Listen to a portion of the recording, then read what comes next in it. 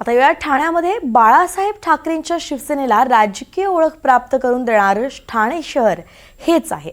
आता बाळासाहेबांची शिवसेना उपमुख्यमंत्री एकनाथ शिंदे यांच्याकडे आहे। शिंदे यांची ओळख ही ठाणेच असल्यानं त्यांना न दुखावण्याकरिताच भाजपनं महापालिका निवडणुकीत युती केली असा गौप्यस्फोट मुख्यमंत्री देवेंद्र फडणवीस यांनी केलाय। ठाण्यात युती करताना जागा वाटप, राजकीय फायदा हे सगळं डोळ्यांसमोर ठेवलं नाही। शहराची ओळख, स्थैर्य आणि कार्यकर्त्यांचा सन्मान जपण्यासाठीच युती केली आहे असं त्यांनी सांगितलं।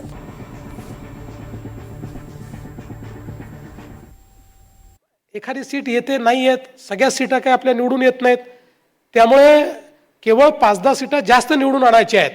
एवढ्याकरता अट्टहास न करता आपण गुण्यागोविंदाने या सगळ्या MMR रिजनमध्ये जिथे जिथे शक्य आहे त्या ठिकाणी आपण एकत्रित येऊ आणि त्या पद्धतीनं कल्याण डोंबिवलीमध्ये देखील आम्ही एकत्रित आलो। आम्हाला कमी जागा घ्याव्या लागल्या, आम्हाला 56 जागा घ्याव्या लागल्या, त्यांना 65 जागा त्या ठिकाणी मिळाल्या, पण काही हरकत नाही, तरी देखील आम्ही हा निर्णय घेतला।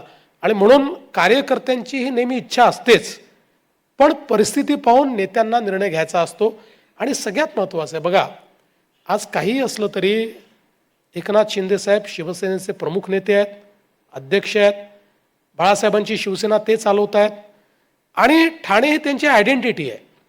आणि त्यांच्या आयडेंटिटी असलेल्या ठाणे शहरामध्ये आम्ही त्यांना डिस्टर्ब करावं तर आम्ही मित्रपक्ष कसले? आणि म्हणून आम्ही हा निर्णय घेतला की नाही, शिंदे साहेब म्हणतील त्या हिशोबाने आम्ही निर्णय करू। आमच्या लोकांना समजवलं, आमच्या लोकांनी समजूतदारपणा दाखवला आणि सगळं नीट झालं।